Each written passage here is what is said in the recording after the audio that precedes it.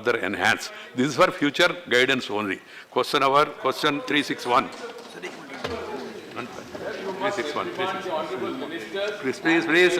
Digvijay Singh ji, I have not called you. Please. No, please. Sir, I would like to request that the footage should be Question examined. number 361. Yes. Who came from that side to this side? किसी को इजाजत है, please. 361. Sanjay Seth. Questioner of It should be examined. It should be examined. I am asking that it should be examined. माननीय मंत्री 361. माननीय मंत्री 361. I am demanding. पर रख दिया. Who came from there? Who started it? Ram Kumar Kashyap ji. वर्ष से ऊपर वाले सभी वृद्ध जनों को 2000 रुपये प्रति मंथ ओल्ड पेंशन के रूप में दे रही है। इसमें वो किसान भी शामिल है जिनकी उम्र 60 वर्ष से ऊपर हो गया। तो मैं आपके माध्यम से मंत्री से जानना चाहता हूं, क्या ऐसे स्मॉल व मार्जिनल ग्रोथ वाले किसान जो हरियाणा सरकार से 2000 रुपये प्रति मंथ 2000 रुपये ओल्ड पेंशन के रूप में ले रहे हैं, क्या वो ऐसे किसान जो ये प्रधानमंत्री किसान मानधन योजना के अंतर्गत क्या वो 3000 रुपये अधिकारी होंगे? कश्यप जी एक ही सवाल प्लीज, कृपया एक ही सवाल पूछे और रिपीट करें आप। सर, हरियाणा सरकार 60 वर्ष से ऊपर वाले कृपया शांति बनाए रखें। वृद्ध जनों को 2000 रुपये प्रति मंथ ओल्ड पेंशन के रूप में दे रही है। इसमें वो ऐसे किसान भी शामिल है जिनकी उम्र 60 साल से ऊपर हो गया। तो मैं आपसे जानना चाहता हूं मंत्री जी, क्या ऐसे स्मॉल व मार्जिनल ग्रोथ वाले किसान जो हरियाणा सरकार से 2000 रुपये प्रति मंथ ओल्ड पेंशन के रूप में भी ले रहे हैं, और क्या वो प्रधानमंत्री किसान मानधन योजना के अंतर्गत 3000 रुपये लेने के भी अधिकारी होंगे या नहीं होंगे? इतने लंबे सवाल नहीं होने चाहिए, छोटे सवाल मेरा पूछिए, औरों को मौका मिले। लंबा प्रश्न नहीं है। माननीय अध्यक्ष जी, माननीय सदस्य ने जो बताया कि ये जो पेंशन योजना किसानों के लिए इस सरकार ने लाए हैं, उसमें हरियाणा सरकार के जो बेनिफिशियरी किसान हैं जो 2000 रुपया प्रति माह ले रहे हैं, ये किसान लाभार्थी होंगे या नहीं, इसमें ऐसा कोई राइडर नहीं है कि किसी राज्य सरकार के द्वारा जो सहायता किसी राज्य में अपने किसानों को दे रहे हैं, इसकी बाध्यता इसमें नहीं है। इसमें जो अपने 18 से 40 साल की आयु वाले कोई भी किसान होंगे और वो अपना अंशदान देने के लिए सम्मत होंगे तो उनको ये पेंशन की सहायता मिल सकेगी। धन्यवाद। श्री अशोक वाजपेयी। आपके माध्यम से माननीय मंत्री जी से मैं जानना चाहूँगा, जैसा कि प्रश्न में भी पूछा गया है कि जो किसान वास्तव में खेती करते हैं लेकिन वो भूमिधर नहीं है, खेती के मालिक नहीं हैं, कहीं बटाई पर कहीं डिलाई पर उस तरीके से खेती करते हैं, ऐसे किसान जो मूल रूप से कृषि पर ही आधारित है उनकी जीविका, क्या ऐसे किसानों को भी कोई पेंशन देने की योजना है सरकार की? धन्यवाद। माननीय अध्यक्ष जी, वैसे संजय सिंह का सवाल यही था और मुझे उम्मीद थी कि संजय सिंह इस पर ही बोलेंगे और कल उन्होंने शून्यकाल में भी यही मुद्दा उपस्थित किया था। इसके अनुसंधान में मैं माननीय सदस्य को आपके माध्यम से बताना चाहूँगा कि जिन किसानों के ज़मीन उसके नाम पर नहीं है, ऐसे किसानों के लिए ये योजना नहीं है।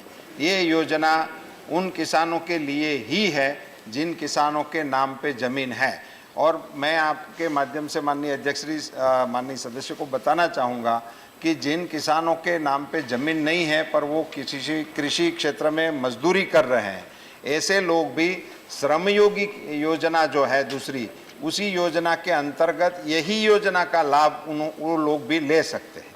प्रोफेसर राम गोपाल यादव। माननीय मंत्री जी ने जो जवाब दिया है बहुत काबिल मंत्री और जवाब भी बहुत सही देते हैं। मैं एक सवाल ये पूछना चाहता हूँ कि किसान की आमदनी में एग्रीकल्चर, फिशरीज, डेयरिंग और फॉरेस्ट्री, ये 4 चीज़ें मुख्य होती हैं। इकोनॉमिक सर्वे के अनुसार इनकी ग्रोथ रेट 4% है लगभग।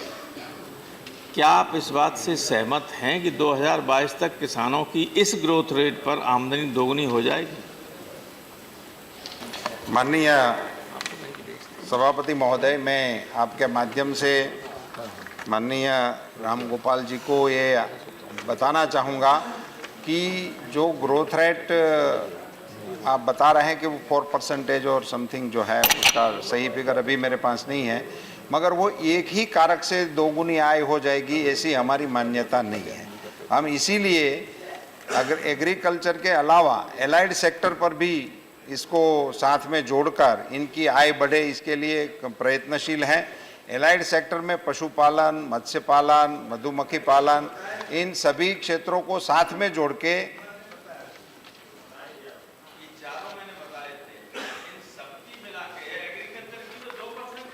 जी नहीं, इसी के चलते अभी इनमें बढ़ावा देने के लिए ही ये योजना लगा रहे हैं। इसी के योजना के तहत जो इसमें नहीं था, इसी में ही ये पेंशन योजना भी इसी के लिए लाए हैं और इसी के लाए ही प्रधानमंत्री किसान सम्मान निधि का भी इसी के आधार पर इसी में उसकी बढ़ोतरी होगी, किसान के अकाउंट में ही पैसा दे रहे हैं।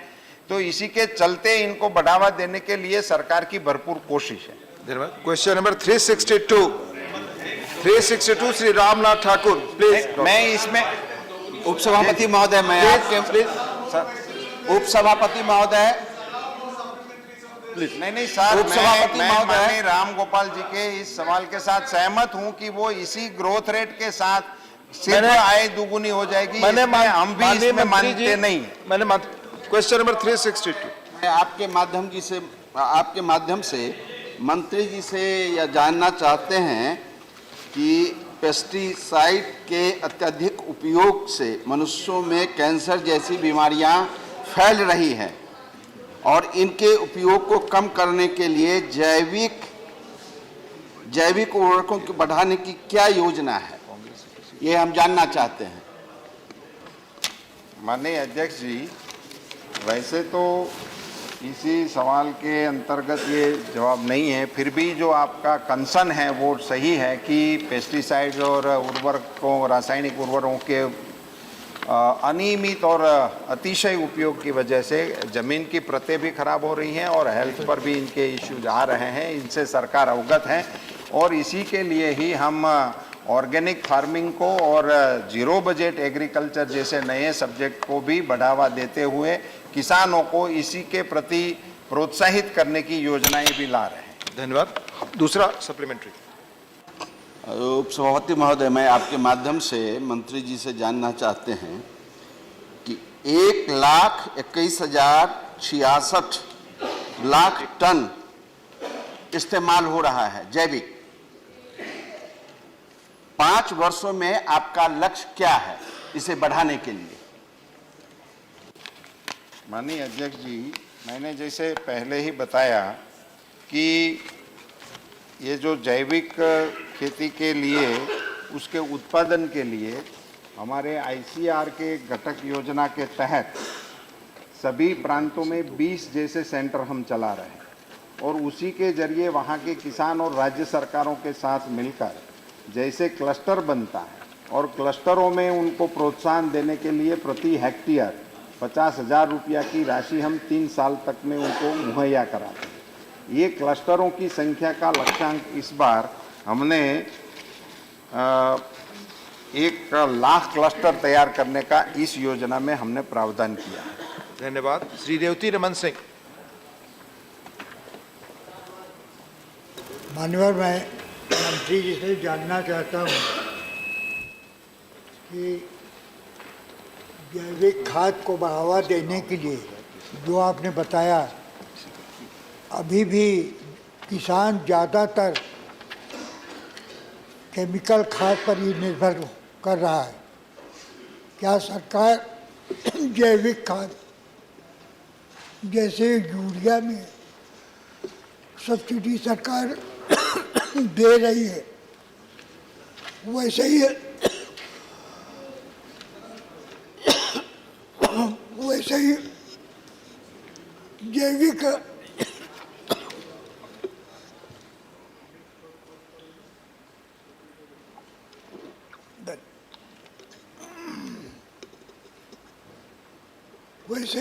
जैविक खाद पर सब्सिडी देगी? जी, माननीय सदस्य का जो सवाल है वो बहुत ही उचित सवाल उन्होंने पूछा है और मैं आपके माध्यम से माननीय सदस्य को और हाउस को बताना चाहता हूं सर कि जैसे यूरिया का उन्होंने संज्ञान लिया कि यूरिया में भी हम मैन्युफैक्चरिंग स्टेज पे ही कंपनियों को देते हैं, ऐसे ही जैविक खाद बनाने में भी राज्य की सरकार सरकारी साहसों को और प्राइवेट प्लेयर्स को भी सब्सिडी दे रही हैं। आपकी जानकारी के लिए मैं एक फिगर छोटा सा बता दूं, अभी तक 61 जितने प्रोजेक्ट पर 720 करोड़ रुपए की सहायता दी जा चुकी। Professor Keshav Rao ji, doctor Keshav Rao. Minister साहब से मैं ये पूछना चाह रहा हूँ कि आपका जो इंटर मिनिस्ट्रियल कमेटी है बाद में एम्पावर कमेटी है, एम्पावर कमेटी ने एक प्राप्त दिया, ये एग्रीकल्चर स्टेट सब्जेक्ट है। आपने हमको दिया है सम 11 पॉइंट्स, जिसका क्या कोई कोऑर्डिनेशन प्लान है, जैसा कि आपने initiating market reforms through state government, what is the reforms you suggested and what is the coordination you doing, encourage contract farming through, क्या कोई कोऑर्डिनेशन प्लान आपने दिया है स्टेट्स को? क्या स्टेट से कभी आपका जिक्र हुआ इसके बारे में? क्या फंड्स आप दे रहे हैं? ये बात करना ठीक है, पेपर में आप लिख के दिए, तो are there any funding provide, क्योंकि हमने क्या financial help and aid will be given, what is the fund you have given to states, any one state you give an example where you have given the money? Thank you Keshav. माननीय अध्यक्ष जी, माननीय सदस्य जी ने जो प्रश्न कहा कि coordination की कोई व्यवस्था क्या हम कर रहे हैं या नहीं कर रहे हैं और राज्यों को फंड के रूप में क्या दे रहे हैं। फंड का ये अभी इसमें योजना के तहत कई बिंदु हैं और मैं आपको अलग से भी बताऊंगा। कोऑर्डिनेशन के बारे में मैं बताना चाहूँगा कि जैसे डबल फार्मिंग ऑफ इनकम की एक जो हमारी कमेटी बनी थी, उन्होंने सिफारिशें 18 में हमको दे दी और बाद में हमने एक एम्पावर्ड कमेटी बनाई है, वो इसकी निगरानी और मॉनिटरिंग करने के लिए बनाई है। मुझे ये बताते हुए खुशी है कि जो डबल फार्मिंग करने की इनकम की हमको जानकारी और क्या करना चाहिए, इसके लिए जो कमेटी बनाई थी, उनके जो अध्यक्ष और जो अधिकारी उसकी ऐड कर रहे थे, उसी को ही इस निगरानी समिति के भाई अध्यक्ष के रूप में हमने चार्ज दिया है, इसलिए उनको ये भी पता रहे कि हमने कौन सी सिफारिशें की थी, अब हम इनको किस तरह से मॉनिटरिंग करें। सरकार के तौर पर हमारे सम्माननीय कैबिनेट मिनिस्टर हमारे तोमर साहब इधर बैठे ही हैं, उन्होंने अभी लास्ट वीक में ही देश के सभी एग्रीकल्चर मंत्रियों के साथ टेलीविज़न पे सभी के साथ रूबरू वार्तालाप करके यहाँ से कोऑर्डिनेट करने का सभी से इसी 3-4 बिंदु पे प्रयास किया था। अभी सभी देश के कृषि मंत्रियों को इधर आमंत्रित करके इनके साथ भी इन फ्लैगशिप योजनाओं में क्या चल रहा है, इनका भी वार्तालाप किया है। और जो आपने बताया कि जो मॉडल एक्ट वगैरह हम सुधार करते हैं, वो भी किन किन राज्यों में से किन किन राज्यों ने पूरा नहीं तो थोड़ा बहुत अमल किया है, किसी ने कुछ किया है, किसी ने सब किया है, ये भी जानकारी है, मगर वो सारी विस्तृत होगी, मगर मैं आप जानना चाहेंगे तो आपको। धन्यवाद। श्रीमती जया बच्चन। मंत्री जी ने अभी अपने जवाब में कहा कि प्रोत्साहन दिया गया है। मैं ये जानना चाहती हूँ, ये प्रोत्साहन किस प्रकार का है, कहाँ कहाँ दिया गया है और इसमें कितनी सफलता आपको मिली, कहाँ कहाँ मिली? मैं माननीय जया बच्चन जी को ये बताना चाहूँगा कि ये जो इसमें प्रोत्साहन कई योजनाओं में, यदि आप योजना स्पेसिफिक कहेंगे तो मैं योजना स्पेसिफिक भी आपको जानकारी दूंगा कि इस राज्य में इस योजना में इतना प्रोत्साहन दिया है। ये जैविक कृषि के मामले में जो मैं ये बताता हूँ, ये जैविक खाद बनाने के लिए, जैसे पहले एक माननीय सांसद श्री ने बताया था कि हम यूरिया में सब्सिडी दे रहे हैं, ऐसे ही ये जैविक खाद बनाने का भी कोई प्राइवेट प्लेयर्स भी प्रयोग करते हैं तो उसको भी हम सब्सिडी देते हैं। ऐसे 61 प्रोजेक्ट को हमने 720 करोड़ रुपया की मुहैया कराया है, उनका लिस्ट भी मेरे पास है, वो भी मैं आपको दूँ। धन्यवाद। Question number 363 Shri BK Hariprasad. 363 sir. Minister. Sir, the answer is laid on the table. First supplementary. Deputy Chairman sir, with the fluctuating prices of the petroleum products, there's a huge impact on the transport sector also. And recent cess on these petroleum products in the finance minister's speech will definitely have an effect on the all-round public transport, especially railway, which is, as for the ministry's reply, is concerned, the third largest consumer of the high-speed diesel. So hike in hike is almost 10 rupees an average. So one of the questions in the Lok Sabha way back in 16th Lok Sabha on 13/2/2019, the minister has said that presently the adjustments in the fare and freight structure on the Indian railways are not directly linked to the fluctuations in the prices of the petroleum. I would like to know from the Honorable Minister whether is he reviewing, whether railway will review the impact of the fuel price on, especially on the transport and the goods transport also. धन्यवाद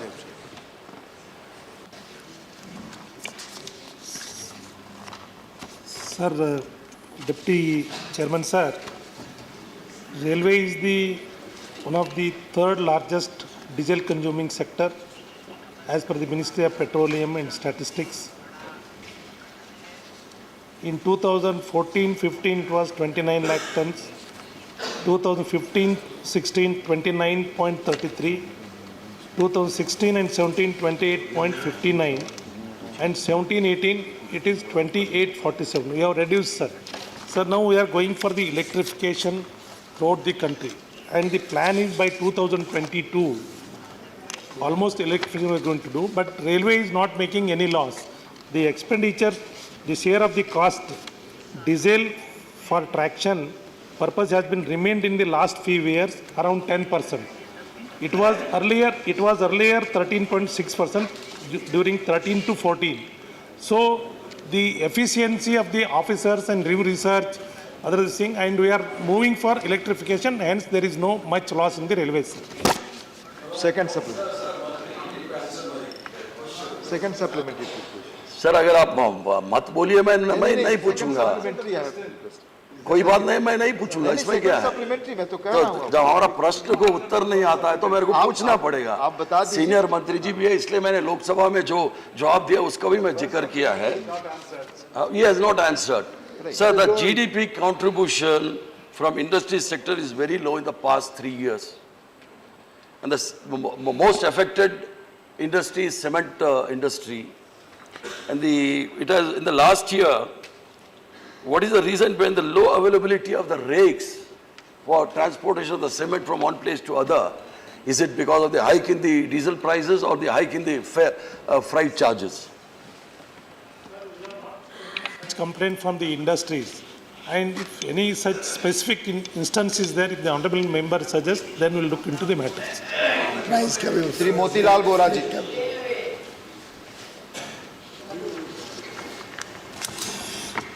Respected Vice Chairman, I would like to ask one question. In the reply, they have said that diesel fuel bill for traction has been around 20% of ordinary working expenses in the year 2013-14. It has between 14 to 15% from the year 2015 to 16 to 2018-9.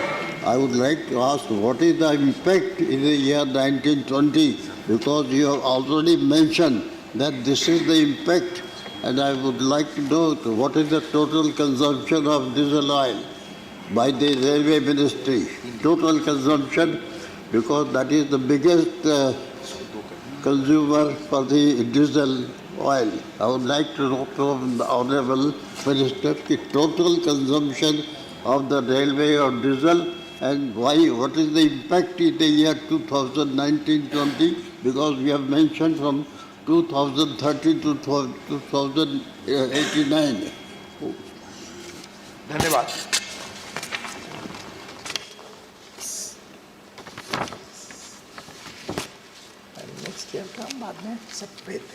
The details of the HSD consumption of the Indian Railways annual statistics as under 2014-15 29,000, that is in KLs, 29 lakh 81,158, and 15-16, 29,33,509, and 16-17, 28 lakh 58,803, and 17-18, sir, 28 lakh 46,540. It has been regularly going down because we are going for the electrification, and now 5,540 locomotive and electric. Estimate later. 1928 also it is going to be further reduced, sir, because we are going for the electrification in most of the areas. Only in some patches wherever it is remained, there we are using the diesel, sir. So the diesel prices are going down and we are consuming is the less for the diesel machines purpose. Shri Mahesh Poddar. महोदय, अभी सदन को बताया गया कि 2022 तक railway करीब करीब डीजल रहित और पूरी तरह इलेक्ट्रिफिकेशन रेलवे का हो जाएगा। माननीय रेल मंत्री अभी कुछ दिनों पहले तक रिन्यूएबल एनर्जी के मंत्रालय भी देख रहे थे। मैं उनसे जानना चाहूँगा कि क्या रेलवे मंत्रालय के पास में ग्रीन एनर्जी, रिन्यूएबल एनर्जी के उपयोग की कोई योजना है? Already all the railway stations wherever the vacant lands are there, they are renewable energy के लिए, सोलर एनर्जी करने के लिए भी ये कर रहे हैं। और इसके अलावा biodiesel and ethanol, all these other fuel, this thing is arranged now. So in the country, we want to reduce the export expenditures also, and the entirely railway should be by 2022 electrification are going to do it, sir. Already compared to the earlier statement, this conversion, solar panels has been already fitted on the rooftop also, plus on the vacant lands also. Even we are giving it to the farmers also in the rural area. Those the farmers are having the barren lands, they can use that also, and the government of India is going to purchase for the railways and other departments. So by this, we are going to do entirely railway 100% electrification. Shri Jairam Ramesh. Honorable Railway Minister often makes very grand announcements. And I would like to ask him, in the context of diesel, he has made two grand announcements over the last few years. One, that there will be 100% electrification in the country. And two, there will be replacement of diesel by biodiesel in this country. I want to ask the Honorable Minister, the Minister who has made these grand statements, to tell us what is the state of implementation of both of these statements. Sir, माननीय मंत्री जी आपके एक ही सवाल का उत्तर देंगे क्योंकि आपने एक में दो सवाल पूछ दिया। प्लीज सर, आप सबका दे दूंगा। हरिप्रसाद जी कह रहे थे उनका कुछ रह गया। At present, there is no proposal to change the fares because of any diesel price increase, because diesel prices also are low and our consumption is also going down. Overall cost of fuel and traction is reducing. At present, there is no such proposal. Motilal जी, आप भी पूछ रहे थे कि 19-20 में कितना diesel use होगा, वो एस्टिमेट क्या है वो हम लेके आपको लिखित रूप में भिजवा देंगे। My friend Jairam Ramesh is very concerned about all my grand statements because he is also very concerned that we deliver on all the grand statements that we make. And we have made a confident announcement and we are working towards complete 100% electrification of the Indian Railways broad gauge network. Of course, there will be some lines in the border areas, there will be some lines going into the forests, which were earlier very old lines where we may not be able to take it for electrification. Now, Mr. Jairam Ramesh has the option, he can choose to say, but you didn't do 100%, you did 98%. That's a choice, that's the thinking that he and his party can have. We believe that unless you aspire for big goals, you cannot achieve big goals. And the proof lies in the pudding, Honorable Deputy Chairman, sir. In 2013-14, approximately 650 kilometers of electrification of rail track was done during the year. In the year 17-18 alone, we did 4,000 plus kilometers of electrification. In the year 18-19, we further increased it to 5,200 kilometer plus of electrification during 1 year itself. We aspire for big targets. This year we've kept a target which will be even better than last year. Unless we keep big targets, we will not have big achievements. That is the motto of the Modi government. We are delivering on big transformational changes, and I can assure the honorable member that we will move to electric traction in a very big way. There will still be requirement of diesel for emergent requirements. There will be requirement of some diesel for the border areas, or as I said, narrow gauge or certain lines, where we are making an effort to move from diesel to biodiesel or environmentally friendly materials, which I am sure the honorable member who's been very, very concerned about the environment will appreciate that both these moves will be transformational in terms of the impact on climate change that railways contributes. In fact, when I became minister, we found more than 60% of the trains coming to Delhi also were run on diesel, because earlier electrification was done in patches. Now we are looking at electrification of whole routes, and we are working to a plan that every train which comes into Delhi should come through an electric traction in the very near future. One last point, sir. It's another grand plan and a grand effort that this government is doing. It will take some time. It's not a normal program. We are trying to see how we can expand the solar energy, as was asked by an earlier member also, on all the unutilized land of the railways across the country. It will serve a dual purpose.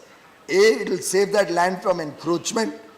B, solar panels by very nature can be shifted to another location if the railways needs that land for some other purpose. So we are trying to expand the solar installations across the nation. We will feed that into the grid, and we do hope to receive the state support in that, use that for the railways. And the grand announcement or the grand plan that I have is that probably 10 years from now, can we make Indian Railways the world's first 100% green railway? Thank you. Question number 364, Sri K.K. Ragesh. 364, sir. Question number 364. Minister, reply. First supplementary. Sir, Swaminathan Commission had calculated the minimum support price considering C2 plus 50%. But CACP calculated the MSP on the basis of Air2 plus FL plus 50%, which means the CACP considered only paid up cost and family labor. So my question is whether the government will implement the recommendation of the Swaminathan Commission report so far as the MSP is concerned by considering C2 plus 50%. Thank you. Which is recommended by Swaminathan Commission report. Thank you, Ragesh. माननीय सदस्य ने जो मुद्दा उपस्थित किया है उसी के बारे में मैं बहुत ही स्पष्टता से उनको बताना चाहूँगा आपके माध्यम से कि अभी हम ये 2+ FL के आधार पर जो कर रहे हैं उसी पर ही अभी हमारी दरखास्त कोई C2 को कंसिडर करने की नहीं है. Sri Jogen Chaudhary. Sorry, second supplement. Which means you are not implementing the Swaminathan Commission recommendations. And my second question is there, sir, coconut prices in Kerala, with coconut prices throughout the country, it is drastically falling down. In Kerala, Carafed is intervening on the intervention of the state government. Carafed is intervening, and Kerala government, on the direction of the Kerala government, Carafed is procuring coconut at the rate of 27 rupees per kg. And state government had already sought assistance from NAFED, but unfortunately NAFED is not doing anything. I want to know from the Honorable Minister whether the government will direct the NAFED to take necessary steps in procuring coconut and also in assisting the state government for procuring coconut. Thank you. जी ये बात सही है कि इस प्रकार की जो चीज़ें होती है उसमें राज्य सरकार की ओर से दरखास्त आने पर हम MIC स्कीम के तहत इनको परमिशन देते हैं और उसको खरीद करने में सहायता करते हैं। केरला सरकार की ओर से ऐसी कोई दरखास्त आई होगी तो हम इसको एग्जामिन कर लेंगे और इसको मंजूर करेंगे। Shri Jogen Chaudhary, Shri Jogen Chaudhary. Honorable Deputy Chairman, sir, I would like to know from the Honorable Minister that as per the high-level Shanta Kumar Committee report that came out in 2015, less than 85.8% of agricultural households across India are actually able to sell their produce to the government. What steps is the government taking to ensure that the procurement process is effectively implemented so that more and more agricultural households are able to sell their produce to the government at MSP? Thank you. अध्यक्ष जी, मैं आपके माध्यम से माननीय सदस्य को बताना चाहूँगा कि प्रोक्योरमेंट की जो भी प्रोसीजर होती है वो राज्य सरकार के साथ सेंट्रल की एजेंसियों के द्वारा मिलके करी जाती है। उसमें जिन राज्यों की ओर से जो भी दरखास्त आती है, नाफेड और हमारी जो संस्थाएं हैं और धान वगैरह चीज़ों में सिविल सप्लाई डिपार्टमेंट की ओर से खरीद होती है। जिस राज्य की ओर से दरखास्त आने पर हम इस एजेंसी को राज्य सरकार की एजेंसियों के साथ मिलकर खरीद करने का कार्यक्रम कर रहे हैं। पिछले 2 साल से मैं इस सदन को मुझे बताते हुए खुशी हो रही है कि किसी भी राज्य से आई हुई दरखास्त को 1 सप्ताह के भीतर हमने परमिशन दे दी गई है। माननीय सुखदेव सिंह जी। मैं आपके थ्रू मंत्री जी से पूछना चाहता हूं कि जब एमएसपी डिक्लेयर होती है तो मार्केट सिस्टम उस स्टेट का कैसे है? जैसे पंजाब में है कि 5 किलोमीटर के अंदर एक हर जगह मार्केट बनी हुई है, तो क्या दूसरी स्टेट्स, कितनी स्टेट्स ऐसी हैं जिसमें ऐसा सिस्टम है जिसमें मार्केट सिस्टम बहुत अच्छा बना हो, जैसे पंजाब या हरियाणा में बना है? क्या आप बता सकते हैं कितनी स्टेट्स हैं ऐसी? ढिंडसा साहब ने बहुत सही बताया कि सभी प्रांतों में ऐसी व्यवस्थाएं नहीं हैं। हरियाणा, पंजाब, गुजरात, महाराष्ट्र, मध्य प्रदेश ऐसे राज्य हैं जहां मार्केटों की व्यवस्था सुचारू ढंग से चल रही है। मगर मैं आपके माध्यम से माननीय सदस्य को ये बताना चाहूँगा और ग्राहक को भी बताना चाहूँगा कि जो ग्राम हाट लगते हैं उस ग्राम हाट को भी हम अद्यतन मार्केट के रूप में कन्वर्ट करने की एक योजना लेकर सरकार इनको भी सपोर्ट कर रही है। धन्यवाद। श्री मनोज कुमार झा। मेरा सवाल माननीय मंत्री जी से है। न्यूनतम समर्थन मूल्य की जब गणना की जाती है तो उसमें अब तक हमने देखा है कि घरेलू श्रम, बच्चे, परिवार के लोगों के श्रम की गणना नहीं होती है, घर की जो खाद बीज होते हैं उसकी गणना नहीं होती है, परिवहन में जो खर्च होता है बाजार से कुछ लाने में उसकी गणना नहीं होती है। तो क्या सरकार इस दिशा में सोच रही है कि आने वाले दिनों में इसकी गणना भी हो ताकि न्यूनतम समर्थन मूल्य एक समग्रता में दिखे? अध्यक्ष जी, मनोज जी ने जो सवाल किया है वो एक प्रकार से मैं मानता हूं कि अभी जो पिछली बार नरेंद्र भाई मोदी जी ने ये 50% के मुनाफे के साथ नीतिगत तौर से एमएसपी की घोषणा करने का जो ऐलान किया, उसी के मुताबिक अब परिवार का श्रम उसमें शामिल हो गया है। परिवार का श्रम शामिल है। मैं आपको बताता, मैं बहुत ही स्पष्टता से आपको बताता हूं कि परिवार के श्रम को अभी लागत मूल्य के साथ जोड़ दिया गया है। बीज, खाद और परिवहन का वो भी सारा मूल्य अभी लागत मूल्य के साथ जोड़ दिया गया है। Question number 365 Shri B Lingaiah Yadav. Minister. उपसभापति महोदय, जस्ट स्टेटमेंट विवरण सभा पटल पर रख दिया गया है। पहला सवाल first supplementary. what steps the government is taking to fund more and encourage Telangana government in rural areas for agro-based industries, for poultry, meat, fisheries, dairy, etc. Madam.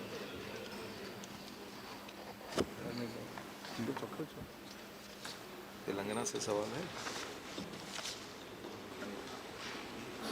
माननीय उपसभापति महोदय, यादव जी ने जो प्रश्न किए हैं, मैं उनको जानकारी के लिए पूरा सदन को बताना चाहता हूं। प्रधानमंत्री किसान संपदा योजना के द्वारा एक ऐसी योजना है, वो अम्ब्रेला योजना, उनके द्वारा हम लोग अनेक योजना हम लोग चला रहे हैं। और हमारी मंत्रालय कोई हम लोग इंडस्ट्री हम लोग नहीं लगाते हैं फूड प्रोसेसिंग के, वहाँ स्टेट गवर्नमेंट लगाते हैं। और कोई एंटरप्रेनर चाहते हैं कि मैं लगाना चाहता हूँ, तो हम लोग अपना डिपार्टमेंट से हम लोग सपोर्ट करते हैं। और जैसे जनरल एरिया में अगर कोई लगाना चाहते हैं तो हम लोग 35% हम लोग सहायता करते हैं। अगर हिल्स एरिया में जैसे जम्मू कश्मीर हो, उत्तराखंड हो, हिमाचल प्रदेश या नॉर्थ ईस्ट, उनमें हम लोग 50% से 75% तक हम लोग सहायता करते हैं। अगर तेलंगाना स्टेट में अगर कोई ST या SC इस तरह से इंडस्ट्री लगाना चाहते हैं तो उनको हम लोग 50% हम लोग सब्सिडी देते हैं। और जनरल कैटेगरी के लोग अगर लगाना चाहते हैं तो हम लोग 35% हम लोग सपोर्ट करते हैं। Sir, can I just add to that in the state of Telangana we have already sanctioned through my ministry 14 projects, out of which there are 2 mega food parks, 9 cold chains, 1 agro-processing cluster, backward-forward linkages. So like the Honorable Minister said, that in the entire schemes of Pradhan Mantri Kisan Sampada Yojana, people can apply for it and the government gives a grant to encourage this sector. So there are already 2 mega food parks, one is by the state government and one's by a private party. I would encourage the Honorable Member to make use of these schemes and get more and more people to apply so that they can take full use of these schemes of the ministry. Your second supplementary. 40% of the food production is going waste. Need to stop this. What steps the government is taking to stop wastage of food production to help farmers to get more income? महोदय, सही बात है। बहुत हमारे जो साग सब्जी या फल है वो बर्बाद हो जाते हैं। और हम लोग भी चाहते हैं जहाँ साग सब्जियाँ या फल मूल जहाँ प्रोडक्शन होते हैं वहाँ हम लोग ज़्यादा ध्यान देते हैं। अगर आपका एरिया में इस तरह से अगर हो रहे हैं तो आप के एरिया में ज़रूर हम लोग अभी ऐसा भी कर रहे हैं कि हमारे मंत्रालय से क्या क्या योजना है बहुत लोगों को जानकारी भी नहीं है। तो हम लोग हर एक स्टेट में अभी हम लोग रोड शो करने वाले हैं। और हम लोग नॉर्थ ईस्ट में करीब 8 स्टेट में अभी हम लोग रोड शो करने के शुरू कर दिए हैं। आपका भी वहाँ भी हम लोग रोड शो करने वाले हैं। और हम जानकारी देना चाहते हैं तेलंगाना के लोगों की कि हमारे जो योजना है वो हर एक लोग जाने और आए और हम जितना सके उनको हम लोग हेल्प करेंगे। Shri V. Vijay Sai Reddy. A major challenge faced by the Indian small-scale food processing industry is the either absence or inadequacy of infrastructure facilities to store the raw materials or raw materials. The lack of infrastructure or storage capacity lowers the quality and availability of the end product.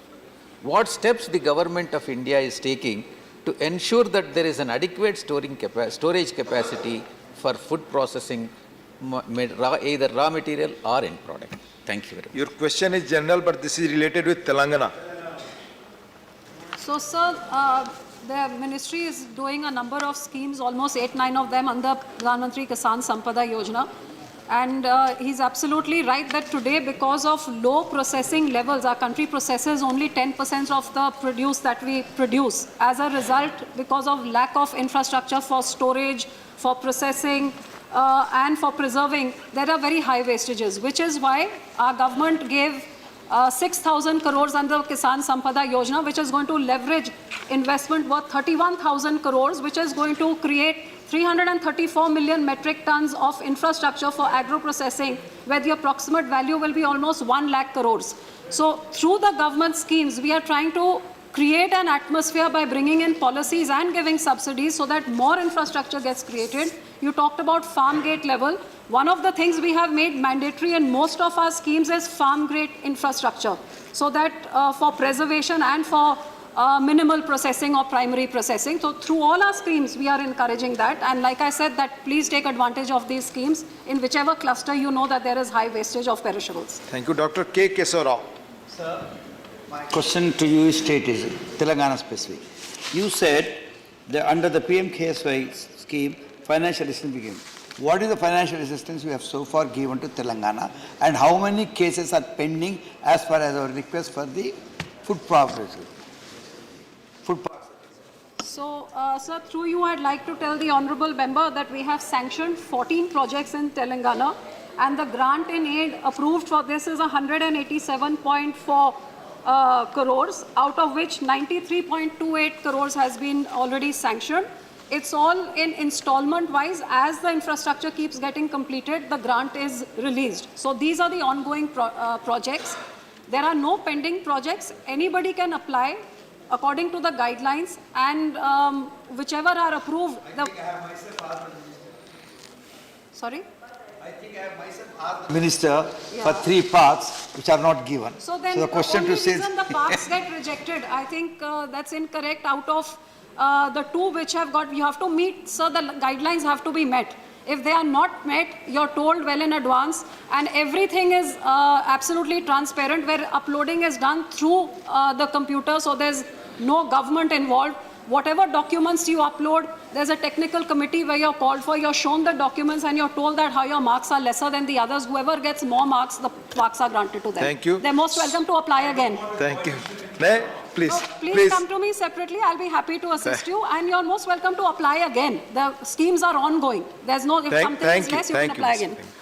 Shri Nazir Ahmed ji, this question is specific. ये सिर्फ तेलंगाना से जुड़ा सवाल है. तेलंगाना के बारे में कुछ है फूड प्रोसेसिंग से? जम्मू कश्मीर के मामले में मंत्री साहब नहीं, it's not general.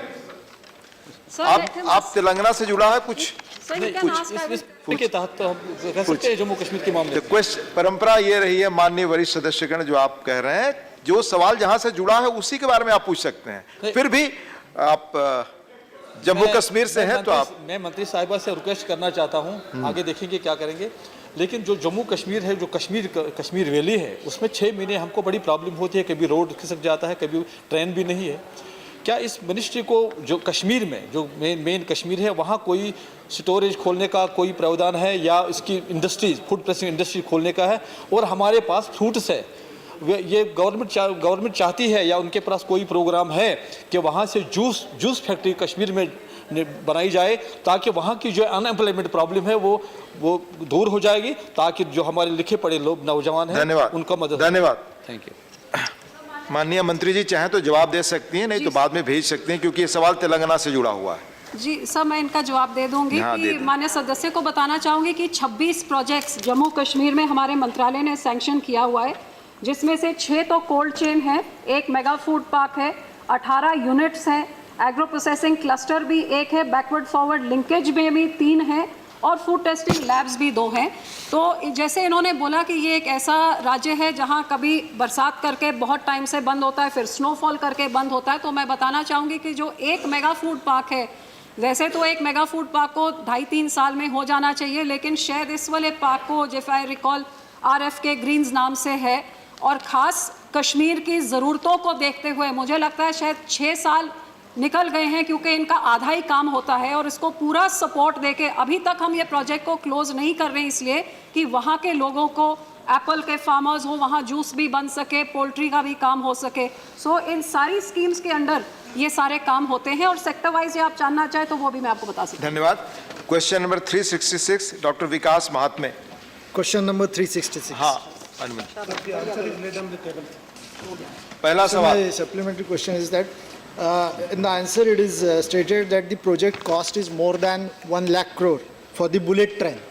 So I want to ask the Honorable Minister that common feeling is that this much huge investment is done in bullet train project. So it would have been better if this investment would have been done in education or health purpose. So what is the stand of the minister on this? Sir, the honorable member's concern is for the students and the common man. But bullet train is for the future. What is being thought of as a luxury yesterday is necessary now. Japan made the high-speed train Shinkansen in 1964 when it was not as developed as India is now. China started 40 years before. Later and has now more than 20,000 kilometers high-speed network. So the youth of India also, they are asking the Honorable Prime Minister and our Railway Minister and us whenever we go to the rural area. Our neighboring countries' trains are running at the rate of 400 kilometers per hour. But my trains are still below 100 kilometers they are running. So the technology with the new idea, we have to go for the upgradation, sir. Here, only one Mumbai-Ahmedabad, the bullet train, the high-speed train has been sanctioned 2015. By this, the economy will grow and people will get the facility. The youths of the India, in future generation, they should not curse us why our people have not done. So because of our Honorable Prime Minister has seen that dream and for giving for the youth a new dream to the youth, sir. This Thank is you. the reason. Second supplementary. Just I want कृपया to बैठ ask कर टिप्पणी न करें. that whatever Mumbai-Ahmedabad bullet train is there, so the train track will pass through nearby the seashore, and there is a coastal regulation zone is there around. So mangroves are there. So that will be destroyed, and the ecology will be at stake. So my question is, how the Rail Ministry will avoid the environmental attack as well as the Thank you. destruction of mangroves? Thank you. Deputy Chairman, sir, the project has taken all environmental safeguard and compliance to ensure the protect of the ecology in its alignment. The entire bullet train project is being made on elevated track, which will minimize the impact of the environment and ecology. Further, in the Mumbai area, ensure the minimum impact on the mangroves. The project is being taken on the tunnel of 21 kilometers, including 7 kilometers under sea tunnels. Further to alternative, impact the mangroves cut for the construction purpose, plantation 5 times to the mangroves would be done in the project, sir. 5 times you are going to grow it in the whatever we are cutting for that purpose. Thank you. Srimati Yami Yagnik. Sir, I would like to ask a question that several thousand farmers have approached the Gujarat High Court because their lands are being taken away for this particular project, and they are not, there is no environment impact assessment. It has been given a go-by. So the answer is not correct what the minister has said. You have diluted the law of land in Gujarat, and so consent of the farmers is also given a go-by. In that situation, when the numerous petitions are pending in the court, how are you going to give a clarification on this short and vague answer that you have given? In Gujarat also, totally 297 villages have been coming on this line, sir. Almost Gujarat is more than 95% farmers have given consent there. Only in some patches of the Mumbai, Maharashtra area is there. And it is a dream project of the Honorable Prime Minister, first ever. Though there is some problems, but the land acquisition, the state subject. The Gujarat government is dealing with the land subject, and the project is 50% by the central government, 25 Maharashtra government, 25 Gujarat government. This is a dream project of the Indian youth for the coming day. So the farmers of Gujarat already and government of Gujarat is already cooperating to complete the project as early as possible. In some patches of Maharashtra area it is there, and those farmers also, our out of the courts and other things, we are tackling with the consent award with the farmers, and the project will be completed as early as possible. Thank you. Shri Rakesh Sinha. कभी औद्योगिक विकास होता है तो इस प्रकार की आशंकाएं होती हैं, लेकिन भारत एक छलांग लगा रहा है और ये काम अच्छा है। मैं एक प्रश्न पूछना चाहता हूं कि जो व्यय हो रहा है 1 लाख करोड़ का, क्या मंत्रालय ने ये अनुमान लगाया है कि उस लागत का रेवेन्यू कितना इससे प्राप्त होगा? उसी से जुड़ा है कि इसका प्रभाव क्या दूसरे मंत्रालय से विचार करके, विमान मंत्रालय से विचार करके उस पर क्या प्रभाव पड़ेगा? धन्यवाद। एक ही सवाल का उत्तर जाने आप। बहुत अच्छा सुझाव है sir. Every day it is a average 36,000 people are going to travel in this train, sir. Minimum price now the fare has been identified is 3,000 rupees per this thing. So it is a viable, sir. And in the future also, and it is 0.1% interest. The government of Japan has been sanctioned JICA. So with that, it is going to be one of the best this thing in the coming days. And in further this thing also, to improve our railways and the time saving, it gives lot of convenience. As per his statement, other departments also will be taken to consideration if any problems are there, but still we have not received any this thing. But here the government of Maharashtra, government of Gujarat and the government of India, the three are together, they are doing, sir. There is no problem. Thank you. Shri L. Hanmantaya. Given proposals for other sections are subject to technical feasibility, financial and economic viability and availability of funding. My question is, any other train project, bullet train project in the country is studied and it is found feasible?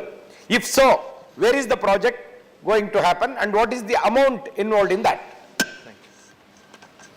Sir, detailed study is going on throughout the country. Once this has been successful, then Delhi, Kolkata is there, Delhi, Mumbai is there, then Chennai, the entire study is going on in the country. Once the study is gone, the report, we can get the report, then we can examine that. Thank you. Question number 367, Dr. Bada Prakash ji. Question number 367. Okay, Patel. First supplementary. Sir, particularly my question is on inland fisheries, because I have mentioned there is resources are ponds, tanks, rivers, reservoirs, canals, lakes and other water bodies in the country. To create employment generation, food security and welfare of the fishermen. So many possibilities. What are the programs we are doing? For example, I will tell you in Telangana, we are providing free seat to the fishermen, 80% subsidy for the all other schemes, transport, cold chain management, food processing, all other units are given 80% subsidy. Such like scheme. Put your question, sir. That's why I am asking question. Are you going to give free seats to the all fishermen, free seat and all other facilities like Telangana government? महोदय, आंध्र का total जो आज है वो एक सबसे बड़ा मछली उत्पादन के क्षेत्र में अग्रणी राज्य है। हम पूरे देश में आज 34,000 हेक्टेयर अगर पौंड की बढ़ा हुआ है और देश में इन्होंने कहा तो महोदय जो हमारे वाटर बॉडीज हैं उस वाटर बॉडीज के अनुसार आज देखिए तालाब और पौंड हमारे देश में 24,78,263 है। नदियों का देखेंगे तो वो भी बहुत बड़ा क्षेत्र है। रिजर्वायर को देखेंगे तो हमारे यहाँ ब्रेकिश वाटर 2 क्षेत्र है महोदय। एक क्षेत्र है एक्वाकल्चर इनलैंड में, एक ब्रेकिश वाटर में, एक सलाइन वाटर में और मैरीन कल्चर। मछुआरों को जहां तक बीज देने का है हम राज्य सरकार से मिलकर के योजना बनाते हैं कि उन्हें ब्रूडर हो, हैचरी हो और जब ब्रूडर और हैचरी होता है तो निश्चित रूप से उन्हें बीज की भी उपलब्धता होती है और राज्य सरकार और केंद्र दोनों मिलकर के हम योजना बनाते हैं और राज्य को भी हम पैसा देते रहते हैं। धन्यवाद। दूसरा second supplementary. I am asking for inland water, please. Sir, Andhra, that is the coastal area, there is lot of coast is there. There may be inland bodies also. I am asking for Telangana. I am from Telangana. Our interest is Telangana. I explained him on Telangana schemes also. Minister is not answering straight. But I once again request, what are the schemes you are formulating under the Fisheries Aquaculture Infrastructure Development Fund? Last year you announced for 7,522.4.8 crores. Another one. No, but this just year, one question is enough. sir, No, this no, is not also allowed. fund, sir. This Not is two also questions, fund, sir. Your second question supplementary is Sir, there. this is budget. Please. Budget, sir. No time is there. No. This budget fund is 804.75 crores. कोई ये इसका schemes क्या है? दो supplementary पूछने का ही आपको। महोदय 82 नंबर हम इनके यहाँ फिश प्रॉन हैचरी दिए हैं। 52 करोड़ का राज्य सरकार की ओर से जो हमें आया, हमने अभी 52 करोड़ रुपया तेलंगाना सरकार को हमने ऑलरेडी राज्य केंद्र की ओर से निर्गत कर चुके हैं। श्री पीएल पुनिया जी। सभापति जी, जैसे कि माननीय मंत्री जी ने कहा, मछली पालन और जल कृषि विकास देश के लिए बहुत महत्वपूर्ण है और इसके लिए आवश्यक है कि गांव में तालाब, पोखर जैसे